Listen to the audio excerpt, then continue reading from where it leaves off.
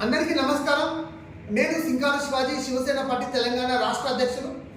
గణేష్ సేన ఆధ్వర్యంలో చలో బాలాపూర్ ప్రోగ్రాం ధర్మ రక్షణ సభ ఏదైతుందో ఈ సభకు శివసేన పార్టీ సంపూర్ణంగా మద్దతు తెలియజేస్తూ ఉన్నది.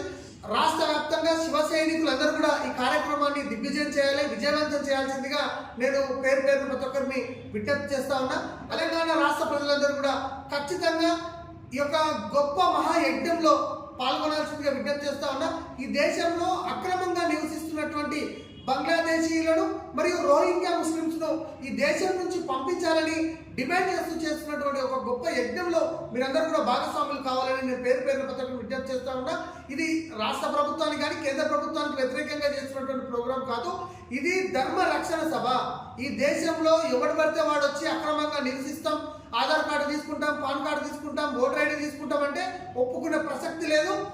అక్రమంగా నివసిస్తున్నటువంటి ప్రతి ఒక్కరిని గుర్తించాలి, వాళ్ళని మనం బయటికి పంపాలి, ఖచ్చితంగా వాళ్ళని తిప్పి పంపించాల్సిందిగా డిమాండ్ చేస్తూ ఒక గొప్ప యజ్ఞం జరుగుతూ ఉన్నది. యజ్ఞంలో ప్రతి ఒక్కరు కూడా భాగస్వాములు కావాలని నేను ఈరోజు పేరు ప్రతి ఒక్కరిని విజ్ఞప్తి చేస్తా ఉన్నా.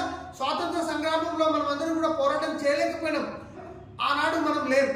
కానీ ఈరోజు అక్రమంగా నివసిస్తున్నటువంటి ఇల్లీగల్ వీళ్ళు ఎవరైతే ఉన్నారో వీళ్ళని తిప్పి పంపించాల్సినటువంటి బాధ్యత మనందరిపైన ఉన్నది.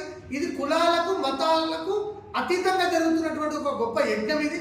ఈ యజ్ఞంలో అందరూ కూడా భాగస్వాములు కావాలని నేను పేరు ప్రతి ఒక్కరిని విజ్ఞప్తి చేస్తాను.